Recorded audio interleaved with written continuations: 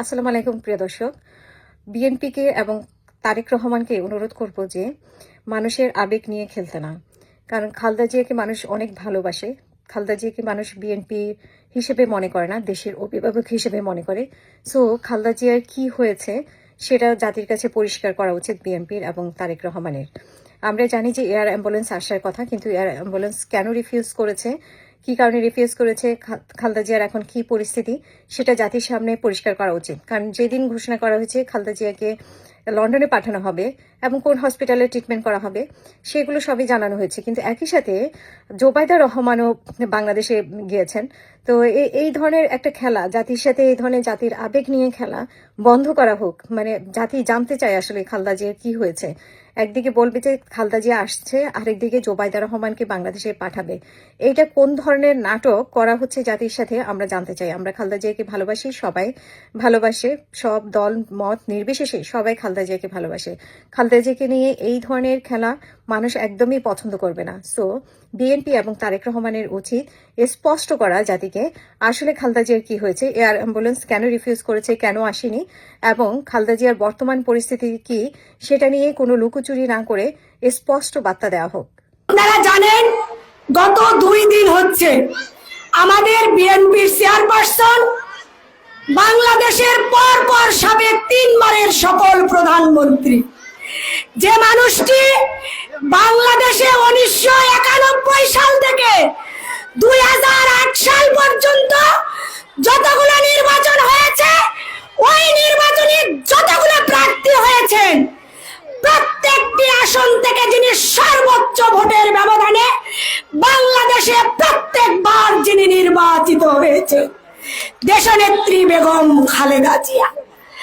যে মানুষটির নামের আগে আপসহীন দেশনেত্রী বেগম খালেদা জিয়া, যে মানুষটি ওই স্বৈরাচারের সাথ, যে মানুষটি ফ্যাসিস্ট শেখ হাসিনার 17 বছর, ওই স্বৈরাচারী এরশাদের 9 বছর, যে মানুষটি বাংলাদেশের মানুষের কথা চিন্তা করে, যে মানুষটি কখনো আপোষ করেননি, সেই মানুষটি আমাদের প্রিয় নেত্রী দেশনেত্রী বেগম খালেদা জিয়া।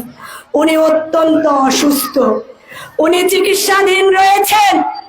আমি প্রথমে আপনাদের কাছে অনুরোধ করব, আমি বগুড়ার মানুষ হিসাবে, আমি বাংলাদেশের একজন নারী হিসাবে আমি যদি বলতে চাই, শুধু বাংলাদেশ না সারা বিশ্বের মধ্যে দেশনেত্রী বেগম খালেদা জিয়া একজন উজ্জ্বল নক্ষত্র।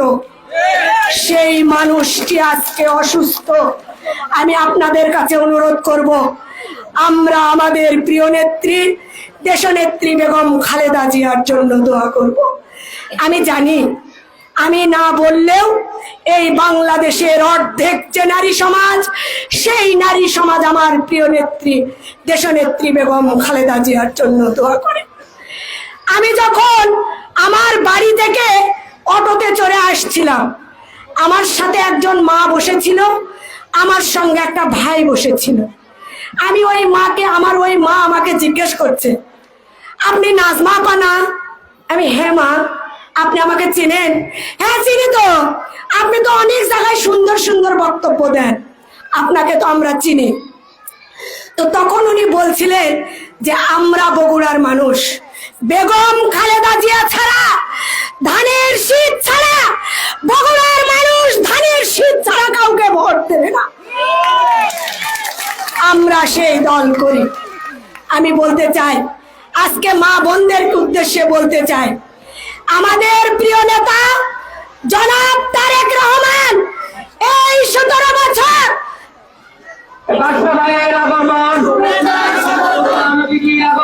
শুভেচ্ছা স্বাগতম, শুভেচ্ছা স্বাগতম, শুভেচ্ছা স্বাগতম, লাল গোলাপ শুভেচ্ছা, শুভেচ্ছা স্বাগতম, শুভেচ্ছা স্বাগতম, শুভেচ্ছা স্বাগতম।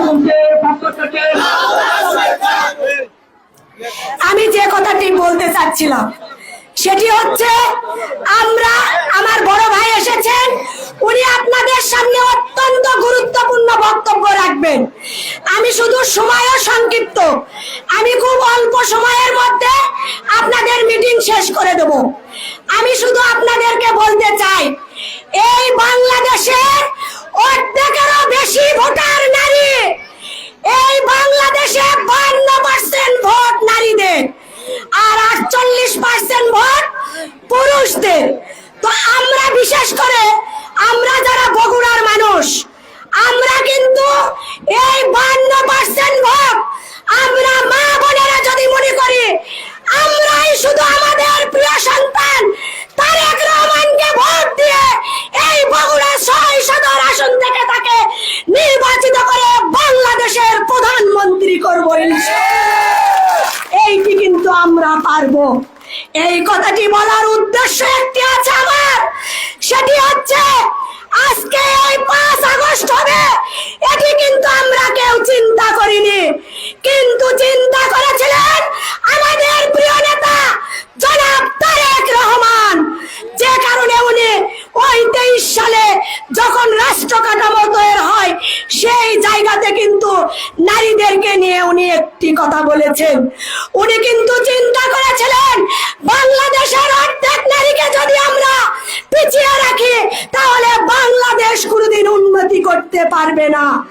সেই জন্য উনি নারীদের জন্য, নারীরা যেন এই সমাজে তারা যেন তাদের সংসারে কোনোভাবেই নির্যাতিত না হয়, সেই জন্য আমাদের প্রিয় নেতা জনাব তারেক রহমান একটি করে ফ্যামিলি কার্ড দেবেন আগামী দিনে যদি বিএনপি ক্ষমতায় আসে।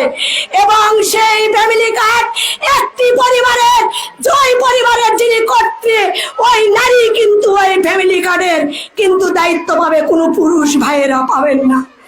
তার সঙ্গে তারেক রহমান যোগ করেছেন শুধু ফ্যামিলি কার্ড নয়, এই চিকিৎসা সেবাকে উন্নত করবার জন্য নারীরা যেন তারা যেন সঠিকভাবে তাদের চিকিৎসা পায়, সেই জন্য তারেক রহমান আমাদের যে চিকিৎসা কার্ড সেই কার্ডটিও কিন্তু আমাদের নারীদের জন্য উনি নির্ধারিত করেছেন।